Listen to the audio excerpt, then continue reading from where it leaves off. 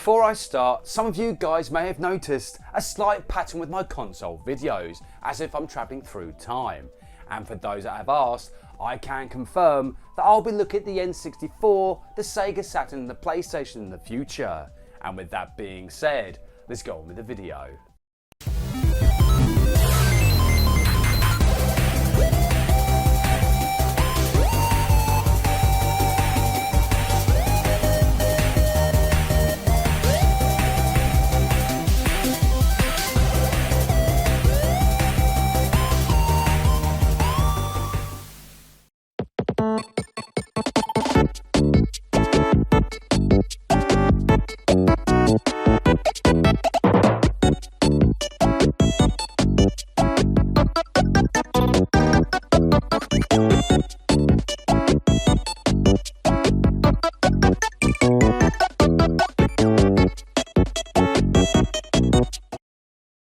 Now for me, the golden age of gaming was the 16-bit era, where in the 90s, especially here in the UK, we had two gaming systems to choose from.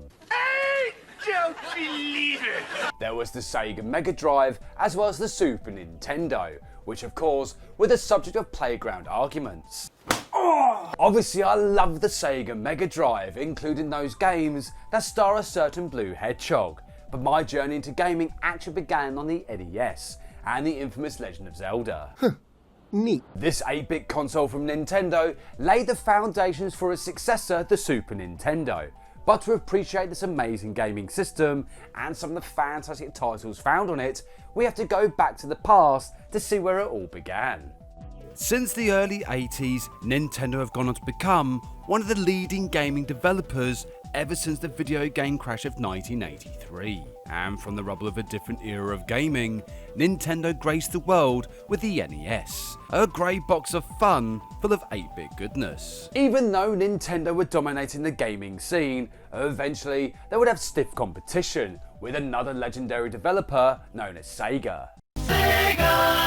Now Sega had the endearing Master System, which has some fantastic games, but as technology progressed, Sega would leave the 8-bit era behind and enter a new dawn of 16-bit gaming with the Sega Mega Drive. Being released in 1989, the Sega Mega Drive brought some of the classic games from the arcade and into the homes of gamers. Well, hello, Mr. Fancy Pants. Some of these games were Golden Axe, Outrun, and even Afterburner, and for a time, Sega were kings of gaming. But over in Japan, Nintendo would release the Super Famicom with much success. Good God.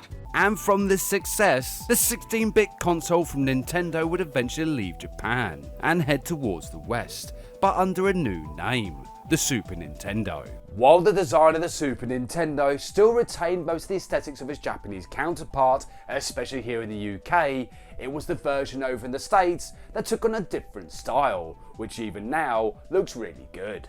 With its new name, the Super Nintendo would have some now legendary launch titles such as Super Mario World, F-Zero and Pilot Wings to name a few. These games were only scratching the surface of what the Super Nintendo was capable of, all thanks to what lay deep within this 16-bit console. There was the graphics system known as Mode 7 and the Super Effects chip, which facilitated some of the earliest 3D effects for the Super Nintendo, but more on that later. The Super Nintendo was taking the world of gaming by storm, eventually overtaking the Sega Mega Drive as the console of choice with gamers, sending them on many adventures within the digital realm of fun. And speaking of these escapades, this is where one of Nintendo's biggest franchises found a home on the Super Nintendo. And of course, I'm talking about The Legend of Zelda, A Link to the Past. Now throughout the Zelda series, there have been many links, all of whom shared the spirit of the hero.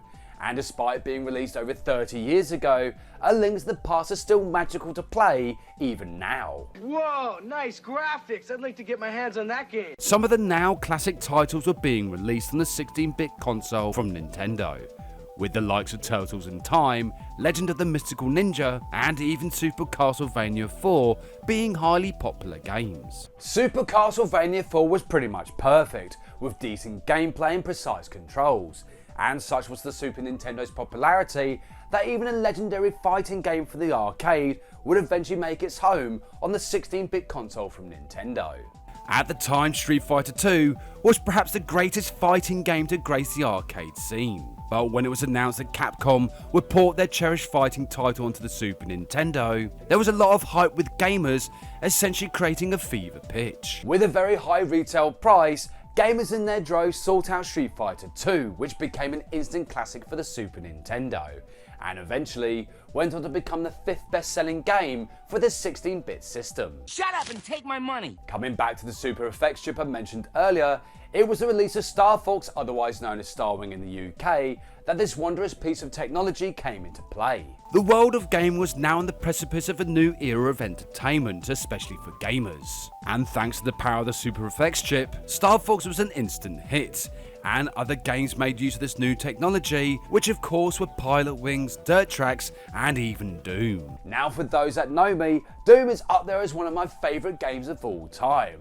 And even though the Super Nintendo version was quite good, you just can't beat the original classic for the PC. Harnessing the power of both 2D and 3D, the Super Nintendo mixed these two territories together in what is perhaps one of the greatest lineup of video games that graced the 16-bit console from Nintendo.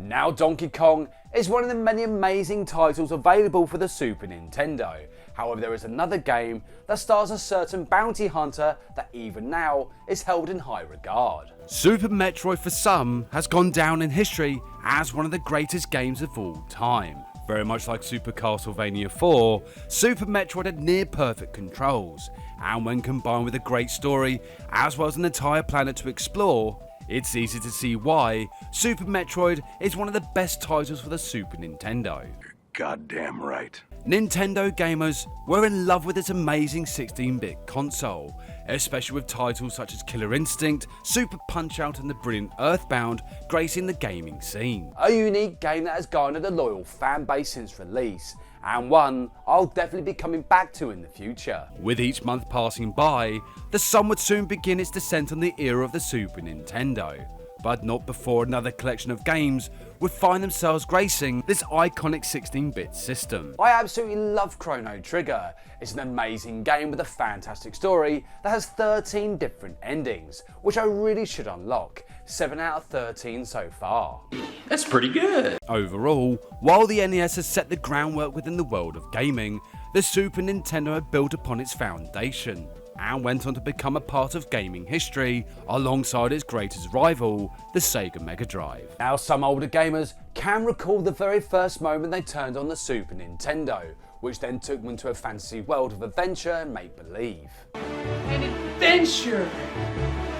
Yeah! And it was from this nostalgia that the Super Nintendo would go on to be miniaturized with the Super Nintendo Classic, which of course has a few of the games that I've mentioned in this video, and definitely one you should add to your collection. Not bad, not bad. Anyway, come back next time where I take a look at the endearing Rayman and some of the fantastic games he's had the pleasure to star in. Thank you so much for watching, and see you next game.